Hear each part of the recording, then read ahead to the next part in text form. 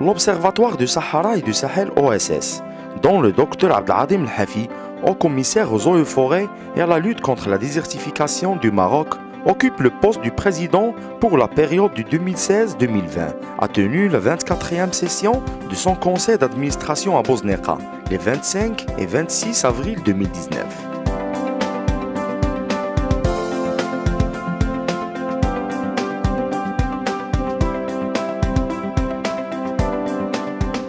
Dans cette 24e session du conseil d'administration de l'Observatoire du Sahel et du Sahara, l'importance de cette session tient au fait que d'abord nous sommes dans la dernière session avant l'Assemblée générale de 2020 et aussi nous sommes également à la sortie de la stratégie 2020 qu'il convient d'évaluer conformément aux résolutions qui ont été adoptées d'abord dans le conseil d'administration qui s'est tenu à Ouagadougou au Burkina Faso. Et ceci faisait suite à la COP22 qui s'est tenue à Marrakech et dans laquelle il y a eu donc un certain nombre d'événements importants, notamment la tenue du sommet des chefs d'État et de gouvernement africains. Cette réunion présidée par Sa Majesté le Roi et qui a abouti à la définition d'une feuille de route qui contient un ensemble d'initiatives importantes pour relever les défis que l'Afrique affronte sur le plan donc de la dégradation des sols, sur le plan de la préservation des ressources hydriques, sur le plan des énergies renouvelables. Donc une somme d'initiatives et qui ont été d'ailleurs couronnées par l'initiative de créer 3 commissions, dont celle du bassin du Congo, qui s'attaque principalement donc à ce bassin forestier qui est l'un des 3 plus grands bassins dans le monde, celui de l'Amazonie en Amérique latine, du Mékong en Asie et le bassin du Congo en Afrique. Donc cette commission s'est réunie et elle commence à travailler donc sur un certain nombre d'études qui permettent de répondre aux problématiques de ce bassin versant. La deuxième commission qui s'est tenue donc au mois de février au Niger à Niamey a également initié un certain nombre d'actions, notamment sur toutes les études de faisabilité pour essayer d'aller vers l'objectif 15 des objectifs du développement durable 2030, notamment en matière de neutralité de la dégradation des sols, tels qu'ils ont été convenus à la COP 11 de la Convention des Nations Unies sur la lutte contre la désertification. Donc il y a un ensemble d'éléments qui nous permettent d'abord d'assurer la cohérence, puisque l'OSS maintenant atteint l'âge de maturité, qu'il contribue très efficacement et qui accompagne les pays africains pour affronter les défis à la fois en termes de réduction des émissions de gaz à effet de serre, mais surtout en termes d'adaptation, en présentant donc des initiatives, des actions et des projets qui sont éligibles au financement du Fonds vert climatique. Donc par rapport à cela, l'action essentielle qui va être faite dans la stratégie 2030 est celle d'assurer la mise en cohérence et le lien entre toutes les entrées thématiques, l'eau, l'énergie, les sols, avec les entrées sectorielles, l'agriculture, le tourisme, l'industrie, etc. Et l'entrée territoriale qui est la seule qui permet d'avoir donc une approche qui permet de répondre aux défis du développement durable, c'est-à-dire de créer de la croissance, de protéger les équilibres des écosystèmes naturels et en même temps de répondre au 3e défi qui est celui de l'aspect social en termes de disponibilité des biens et services, mais surtout en termes d'accessibilité. Donc par rapport à ces grands défis, la stratégie 2030 va être un tournant donc dans les dispositions de l'OSS pour répondre à ces grands défis qu'affronte le continent africain. Nous sommes une organisation intergouvernementale basée à Tunis. Nous avons 25 pays membres du nord de l'Afrique. Nous avons 7 pays membres du nord tout court et plusieurs organisations internationales ou intergouvernementales. Nous nous occupons d'eau partagée, notamment de ressources souterraines partagées. Nous nous occupons d'environnement, nous nous occupons de changement climatique et nous nous occupons de finances climat depuis quelques années.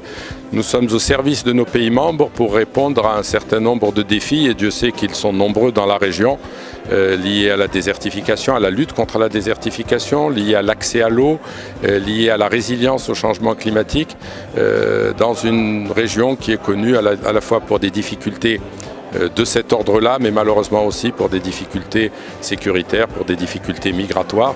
Et nous essayons d'apporter le soutien que nous pouvons en fonction des moyens que nous pouvons mobiliser en direction de nos pays membres. Voilà notre objectif. Ce conseil d'administration a pour objectif de faire le bilan de 2018, de préparer 2019 et surtout de préparer la stratégie 2030 de l'OSS que nous aurons à soumettre à la prochaine Assemblée générale de 2020.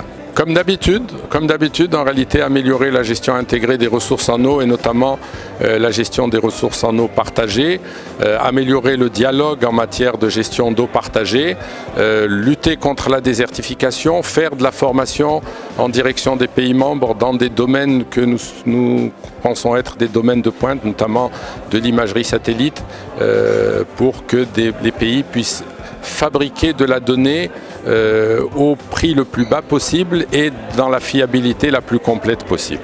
Nous sommes accrédités comme entité régionale pour le Fonds vert climat et pour le Fonds d'adaptation, c'est-à-dire que nous pouvons recevoir des projets émanant des pays ou venant des pays membres ou non membres.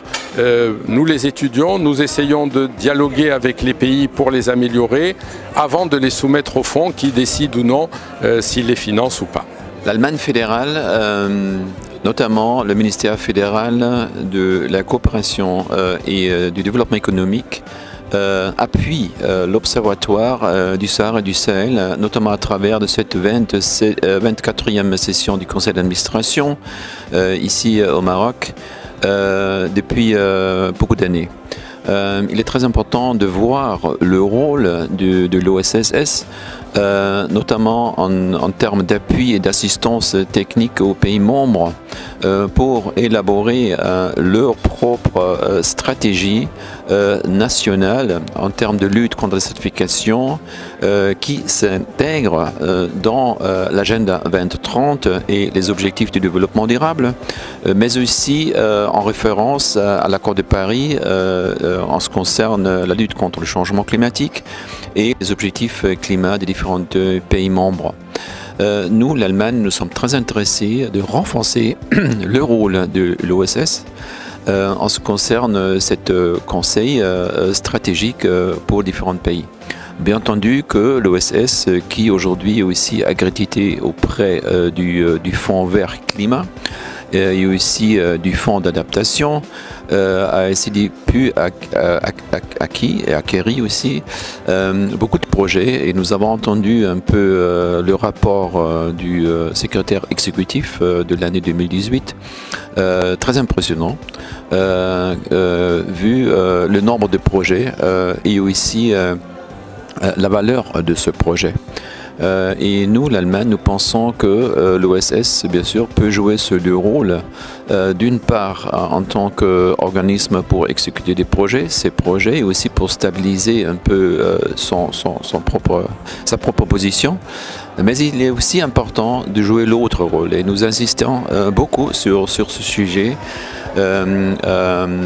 vu aussi notre assistance technique auprès de l'OSS, que l'OSS soit encore renforcé, probablement aussi dans la stratégie 2030, qui est également un sujet de cette 24e session du conseil d'administration.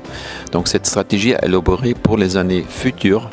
Et dans ce domaine, nous, l'Allemagne, nous sommes prêts pour assister l'OSS, vu un peu son rôle important en vue des pays et en faveur des pays membres. Ce qu'il faut comprendre, c'est le positionnement international de l'OSS. C'est une structure qui apporte beaucoup d'informations au niveau donc des États africains et surtout sur les questions de l'heure, les problèmes de changement climatique, mais également les problèmes de désertification.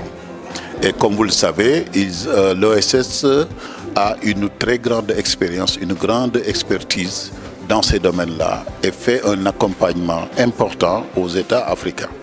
Et également, au-delà des États africains, quand même, il produit un excellent travail en termes de positionnement de l'Afrique sur ces grandes questions-là, notamment donc tout ce qui est aléas climatiques et écologiques. Comme vous le savez, le grand problème qu'on a actuellement en Afrique, c'est comment freiner ou sinon trouver des méthodes de gestion de ces aléas économiques, de ces aléas climatiques, écologiques, face aux problèmes de développement. Et je pense que la gestion de l'eau, que l'OSS, sur lequel l'OSS excelle, mais également le problème d'approche, de cartographie des ressources, c'est déjà des instruments utiles pour l'ensemble des pays africains confrontés évidemment à ces problèmes de désertification. Maintenant, je suis au Maroc, je voudrais d'abord, en tant que Sénégalais, remercier le gouvernement, remercier donc le Maroc. Et vous me permettrez également de prendre, de saisir l'occasion également d'adresser un remerciement à Sa Majesté Mohamed VI pour tous les efforts fournis dans le cadre de la lutte et la gestion climatique. Autres pays africains, nous avons besoin de l'expérience du Maroc.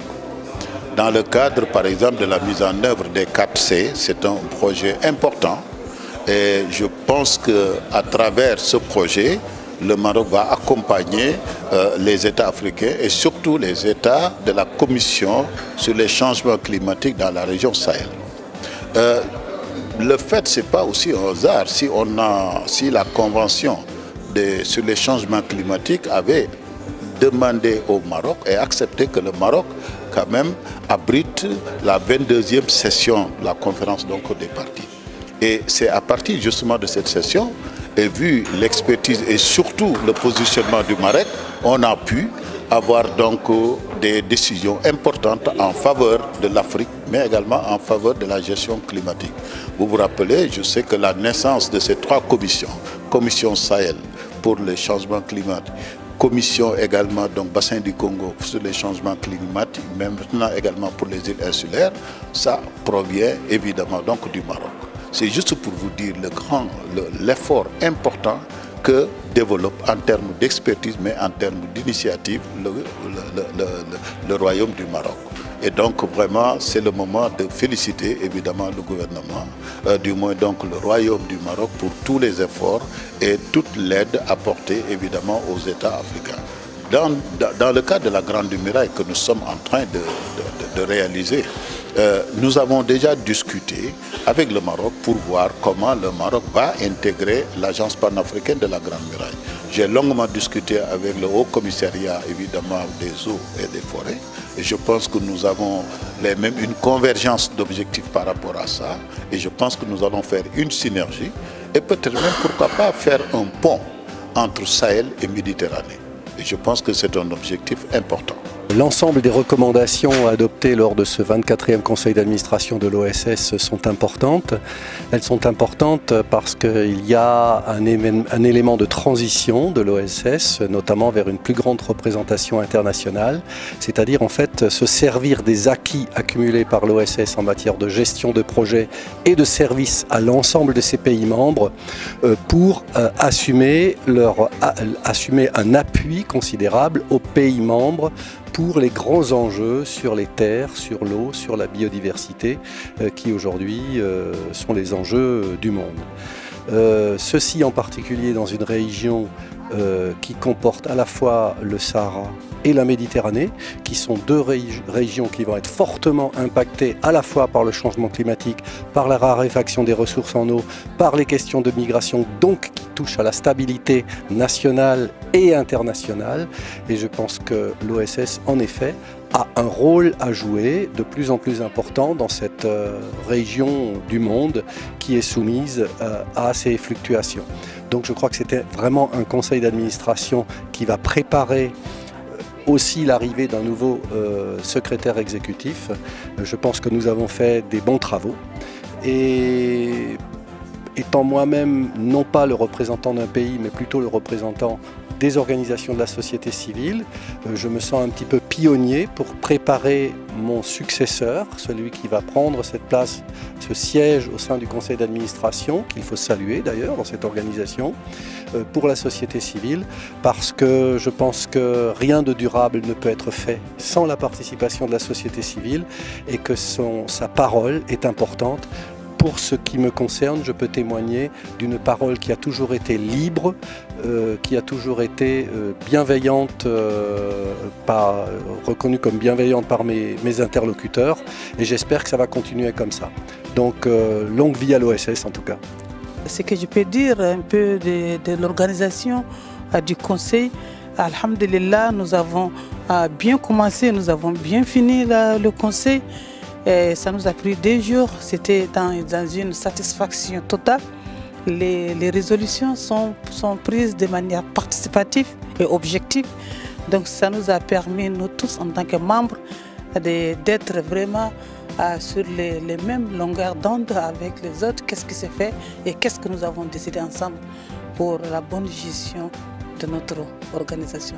Nous sommes dans une période où nous devons donc augmenter en puissance et accélérer pour essayer d'être donc au rendez-vous de ces grands défis.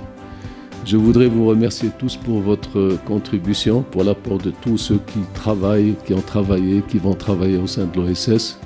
Je remercie notre président du comité d'orientation stratégique, cheville ouvrière, donc pour tous ces grands points d'inflexion que nous devons assurer pour l'avenir. Je remercie l'ensemble des pays par leur contribution. Et j'espère que nous allons avoir aujourd'hui une réunion extrêmement productive en termes d'orientation et aussi en termes d'action. Merci beaucoup.